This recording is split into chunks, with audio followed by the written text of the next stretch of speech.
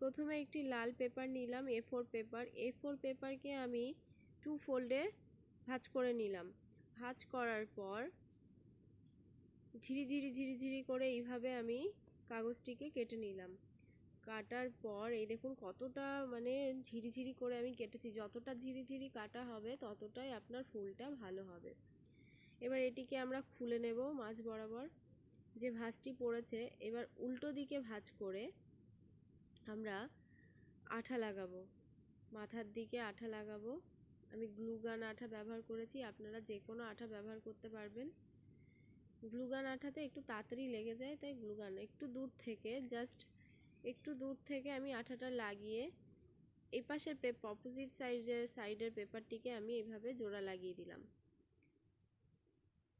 এইভাবে আস্তে আস্তে আমি একটু একটু করে আঠা দিচ্ছি। একবারে আঠা দিতে যাবেন না কেউ, তাহলে ফুলটি নষ্ট হয়ে যাবে। এইভাবে আস্তে আস্তে অল্প অল্প করে আঠা দিতে দিতে দিতে দিতে এগিয়ে যেতে হবে। ধৈর্য হারালে হবে না, ধৈর্য করে আস্তে আস্তে এইভাবে আমাদের আঠা দিয়ে জাস্ট জোড়া লাগিয়ে যেতে হবে। এইভাবে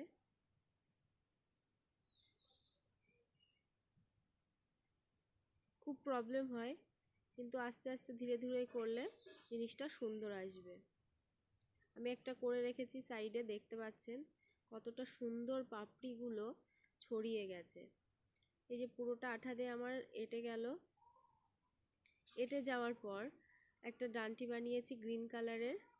ডান্টির প্রসেসটা আমার আগের ভিডিওতে দেওয়া আছে, আপনারা দেখে নেবেন। তো এবার আঠা লাগালাম মাথায় একটু গ্লুগান আঠা। এবার আঠা লাগানোর পর এইভাবে আস্তে আস্তে মোড়াতে মোড়াতে আমরা সামনের দিকে এগিয়ে যাব। খুব আস্তে করতে হবে জিনিসটা। আর বেশি উপরের দিকে যে ঝিরিঝিরি কাটাগুলো আছে সে যেরকম ঘুরছে সেরকম আপনি ঘুরতে দিন, ওগুলো ধরবেন না।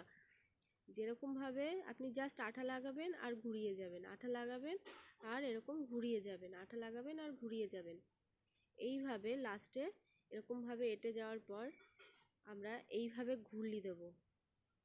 ঘুরলি দেওয়ার ফলে পাপড়ির যে মানে ছড়িয়ে যায়, পাপড়িগুলো এঁটে থাকে সেগুলো চারিদিকে ছড়িয়ে যায়। এই দেখুন কত সুন্দর একটা ফুল তৈরি হয়েছে। কেউ যদি আপনারা এই ফুলের নাম জেনে থাকেন অবশ্যই জানাবেন কমেন্ট বক্সে। তারপর আমি এরকম পাতা নিলাম, একটি সরু করে লম্বা করে পাতা কেটে নিয়েছি। পাতা কেটে নেওয়ার পর এইভাবে সাইডে লাগিয়ে দিলাম। হোম ডেকোরেশনের জন্য খুব সুন্দর আইডিয়া, আপনারা চাইলে নিজেরাও বাড়িতে তৈরি করতে পারবেন। আমি একটা ইয়েলো কালারের ফুলও বানিয়ে নিয়েছি। দেখুন বিভিন্ন কালারের বানাতে পারেন, যে শুধু রেডি বানাতে হবে তার কোনো কথা নেই।